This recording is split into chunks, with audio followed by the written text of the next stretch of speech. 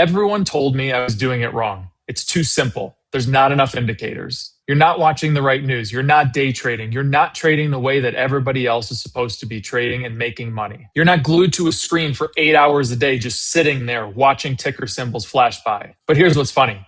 While they were sitting at their screens, watching ticker symbols, stressing out, grinding through the day to day, I was trading, just following trends and enjoying a stress-free life. 15 minutes in the morning, checking my setups, 15 minutes in the afternoon, checking the community throughout the day, seeing what's going on. That's all it takes. And at the end of the month, $40,000 or more. Now, of course, that's based on the capital that you have, but those are the results. I'm not a genius. I'm not some Wall Street guy sitting here with Bloomberg terminals and access to every research that's out there. And frankly, I don't care about that stuff. I care about two things, two indicators that work time and time again. I don't change them. I don't tweak them. And I don't worry when they're quote unquote not working. The smartest thing I ever did when it comes to trading is be an idiot about it. Keeping it simple, staying patient, and letting simplicity work itself out. In this video, I'm going to show you exactly how I do it, how I enter a trade, how I exit a trade,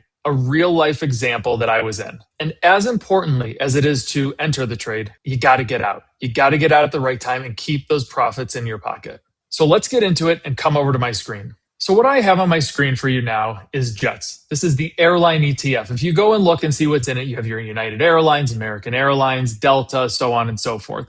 This is a fantastic ETF to trade. I often get asked, hey, do you trade ETFs? As a general rule, no. Why? There's not enough volatility to them. But when it comes to the airline ETF, JETS, there is volatility here. You can make money. So let's take a look and see a trade that I was recently in. This is JETS. And let's think about what's going on in the world right now. Right now, it's July of 2026. We've had a lot of stuff going on in the Middle East. Oil prices are fluctuating. Fuel prices are fluctuating. That leaves industries like the airlines susceptible to volatility. With this, you're going to basically see an inverse correlation. When you see oil moving up, you're going to see airline stocks, which use a lot of jet fuel, coming down, and vice versa. When oil prices are falling, what's going to happen? The industry is going to look and they're going to say, oh, I can go long on jets. Things are getting better. So the stock price will go up. This was basically June. What was happening? Oil prices were coming down. Oil prices were coming down off those highs. And if you look at this, if we just correlate it, this is kind of when the conflict between the Iran and the United States happened. Strait of Hormuz, everything going on. What happened? Oil prices went up. So what happened to jets? Came down like this. And over time, oil prices began to come down, especially right here in the beginning of June, and they really came down back to $75 a barrel. And what happened? Well, oil prices were going like that. Airline prices were going like that. So these are the little things that I will look for and nuances in sectors if you want to correlate two different industries together. But right now, I love looking at industries that have to do with oil because I could just say, okay, oil up, stock price down. Stock price up, oil down. So let's clear this out and show you exactly what I did here. So I focus on two things. I focus on trend. This is my stochastic down here. I'm generally going to call it my trend. And volume. This is what movement or what participation is happening in the stock. So if we just start with the trend tells us everything. If you can get this simple phrase through your head, you are going to be an exceptional trader. The trend is your friend. If you can trust the trend, you're going to do very well. What do I mean by that? I mean, if the trend is moving in a positive direction, and we'll go over this in more detail in a second, red line is over yellow. We're moving up through this area that I call the sweet spot right here. And you're not going to get freaked out by days that kind of stock price pulls back a little bit and you don't exit right away and you let it run, you let your winners run, you are going to do very well. The common problem that I see with most traders, most new traders, is they will jump in, they'll get in, all right, Mo, the trend was on my side, everything was going great. I was making money, awesome, great. And then 1 or 2 days, I started to get a little bit of a pullback. And what did they do? They exited the trade. This is just a breather. I'll talk about what this actually is. This was just a breather. And then what happened after that? Boom, it kept going. And if you notice right here, the trend never changed. The overall trend never changed. But they got out due to what? They got out due to stock price volatility, movement, being scared, seeing their account go down a little bit, maybe losing some profits. Don't do that. Focus on the trend. Now let's go to the volume. Volume is participation in the stock. So let's think about it this way. If you have a boulder that you're pushing up a big hill like this, would you rather have a bunch of people over here pushing this boulder up this hill, or would you just have one person, you, let's just say you're this one guy right here, trying to push that boulder up the hill? Well, of course, you'd rather have 100 people. It's the same thing with volume. If you want a stock price to go up, for example, you need to have a lot of people buying that stock. That's what makes stocks move. It's a market. So if you have more people buying than selling, what's going to happen to the stock price that day? It's going to go up. If you have more people selling than buying, what's going to happen? Stock price is going to go down, in the simplest of terms. Volume dictates everything when it comes to the day-to-day of the market. So when we see days where we're not getting a lot of volume coming in right here, what's going to happen? Well, think about it this way. You have 100 shares of a stock, and let's say that not all 100 are going to be bought that day. And somebody comes in and they sell 10 shares, but there's nobody there that's buying the shares. What's going to happen? The stock price is going to go down. Now, if you have 10 shares being sold, 10 shares being bought, what's going to happen? Theoretically, the stock price is just going to stay neutral. If you have 70 people coming in here and buying a stock and 0 that are selling a stock, what's going to happen? The stock is going to skyrocket. That's what you're seeing here. Not so much that it's just 70 versus 0, but that you have way more buyers than sellers when you see these big market days. Or when you see these down market days, it's the same thing. You have way more sellers than buyers. So you can always tell what direction a stock is going to go based on the volume that's coming into it. More buyers, more sellers. Now, when you start putting these together, you start putting together trend. You start putting together volume and using them in tandem. That's where you truly start to understand, okay, what is a stock going to do? So my entry point, well, let me come back to stochastic and explain sweet spot. Remember what trading is. It is a game of probabilities. You're not going to make money every time. You're not going to lose money every time, but you're giving yourself the chance to make the most amount of money any given time. And I have found that when you trade, when your stochastic or your trend is in this area between 32% on the bottom and 80% on the top, that's right in here, that's when you give yourself the highest probability to make money. Not a guarantee to make money, the highest probability to make money. So let's look at this trade and see what the entry point was. So we're waiting for our red and yellow line to get into the sweet spot. Remember, giving ourselves the highest chance to make money. Where would that be? And let's pull up some whiskers for this. I always like to wait 3 days. So let's see. Red line came over yellow. 1, 2, 3. Here we go. So where did we actually enter this trade? And this is a fantastic example. I actually forgot that this happened. I recently had surgery, so anesthesia has been going crazy with me. If you look at this, this was our first day of positive movement. Look at that. You were here. The stock price went up 4.17% this day right here, okay? Next day, went up again 2.9%. The following day, it was up 0.21%. My entry point was right here. It was actually a pretty poor entry point when I look at it in retrospect. But during the day, I actually had an engulfing candlestick. So if we look at these different types of candles, we see candles that kind of have these long wicks on them, maybe candles that look like that, or even more so, candles that look like that. But we see some of these full-bodied candles like that, thick throughout the entire way through, like so. No wicks on the top, no wicks on the bottom. These are your engulfing candlesticks. These are candlesticks that take out the high of the previous day. So my ideal would have looked like, if I could have had, pretend this is green, a thick body taking out the previous day. That's not what I ended up getting, unfortunately. But for the sake of an example, it's excellent because I entered here. The stock price did what the following day? Well, it fell down 1.3%, 1.49%, 2.35%. They were up a little bit there, but look, it just kept falling and falling and falling. So I ended up entering here about, let's call it 29.65, just to use a whole number. It ended up coming down to 27.11.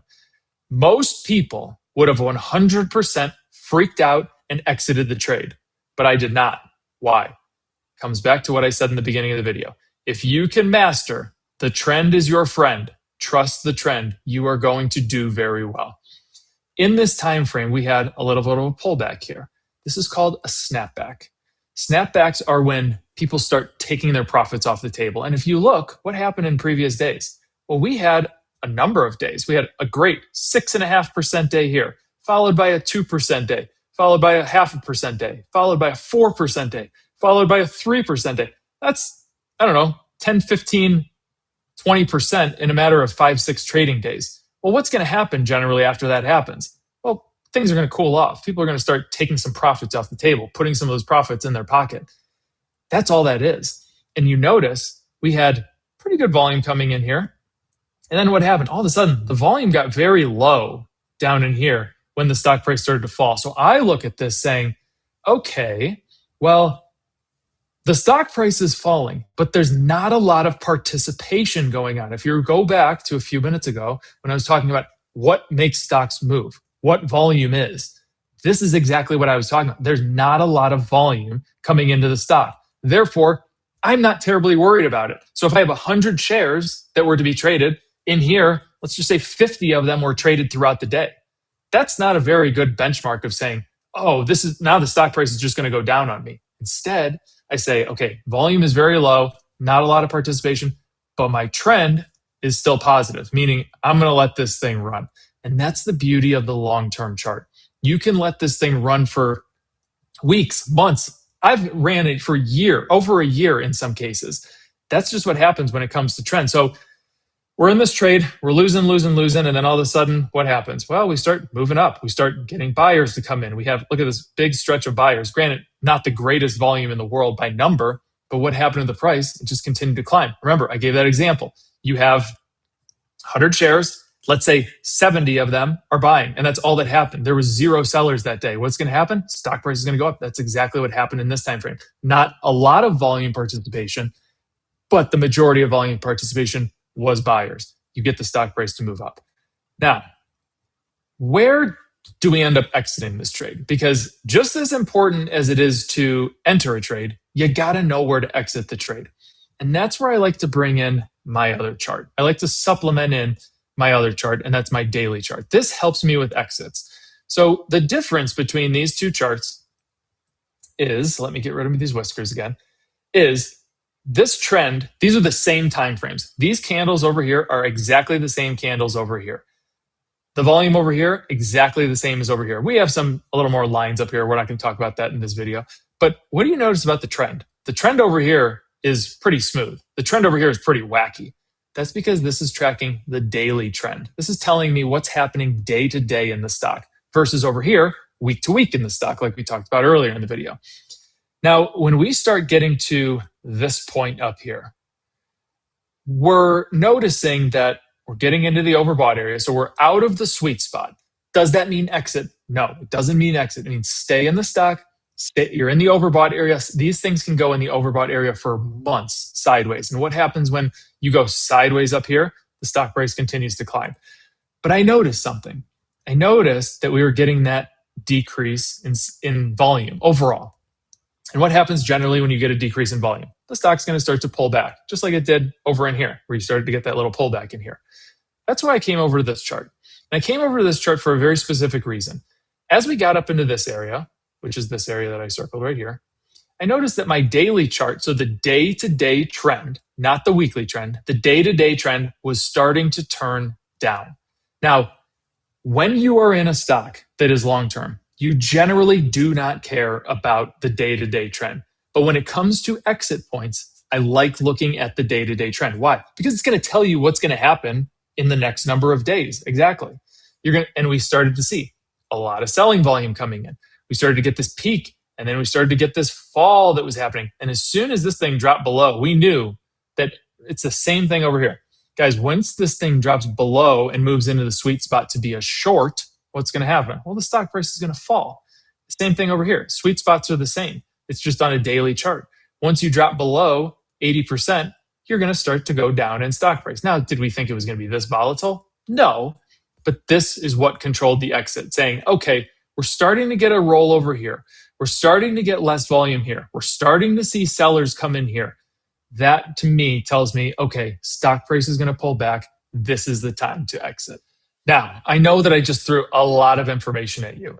It's overwhelming. I understand it. But remember, this is all like anything in life. This is all about repetition. And I have a PDF in the link in the description below that you can download, print it out, put it on your desk. It's a checklist that you can go through saying, okay, what's the trend doing? What's the volume doing? Am I getting that engulfing candlestick? There's a couple more things you're going to learn that are a little more nuanced, but they're going to help you in your supplement of trading. It is a fantastic document to have as a resource to put on the side of your desk and just say, okay, I need to make sure I hit all of these targets before entering or exiting a trade. I do not want you coming here copying these trades. That's not what I'm here for. That's not what you should be here for. You should be here to learn my process. My process is simple, but it takes time to master. It takes that repetition to master. And the great thing about the community that we've created is that we go live and trade 4 times a week. So not only do you have a place to see other people trade, bounce ideas off of, get stocks from, but you get to ask these questions that you have. Hey, can you please go over an engulfing candlestick? Can you look at the volume of this and tell me, what am I missing? Hey, I entered this trade and it didn't work out for me. Why did I what did I do wrong here? Not a lot of channels and communities are going to have somebody that goes live 4 times a week. So between me and Bailey, we go live and trade 4 times a week with all of our other great community members. Along with that, you get the Patreon community. It's basically a group chat. You can talk to anybody at any time about trading. And that's important because this is a very, very lonely road. When I first started doing this 20 plus years ago, I had no one to turn to. I learned to do this by myself. I wish I had the resource of YouTube. Granted, there's a lot of garbage out there, but I wish I had the resource of YouTube, a community to lean on, people to ask questions to, not just trial and erroring it with my own money. So with that being said, I invite you to join our Patreon community. Try it for a month. Try it for 2 months. Come in, observe, ask questions. Don't feel bad about asking questions. Every single person has had those questions before, including myself. It's a fantastic place to come, dip your toe in, and see if trading is right for you. And for those of you long-term traders, those of you swing traders, those of you that work during the day and can't attend our live streams that we do 4 times a week, watch them after. And if you have any questions, timestamp it. Say, hey, at this moment, you or Bailey said X. Ask us in the community. It's a great resource for you. And remember, like I've said multiple times in this video, this is about repetition. It's not about watching us do our thing live and then just throwing it in the trash. It's a great place for repetition. So those of you, the long-term traders that cannot attend because you're working, you're doing something, you have kids, whatever, watch the live streams after, absorb them, and ask questions about them. Now, I want to cover how to exit a trade one more time when it comes to a different stock. This is Costco. Everybody knows Costco. Everybody probably shops at Costco. But if you zoom this way out and we go back to 2021, and the great thing is you can go back in time and look at things. In 2021, I entered this thing here in April of 2021. Remember, in the sweet spot for 3 days, and I stayed in it and I stayed in. This is another example of going sideways. So once we get into that overbought area, the stock price went sideways, sideways, sideways, sideways, sideways. And what happens when stocks go sideways on a stochastic? They go higher and higher and higher and higher. And when was your exit point? When you started to get that rollover again. Started to get that rollover. You started to get these dips in volume that were not consistent with the previous days, months, weeks volume. And that is how you exit a trade. So with that, these are just a couple of examples. You're not going to learn trading just from a couple of examples, but lucky for you, I've put together a full course on everything you need to know about trading, from how to set up your charts with TradingView to copy mine, to the smallest little details that are going to make you an exceptional trader. It's in this video right here. You need to watch it, and I'll see you in the Patreon.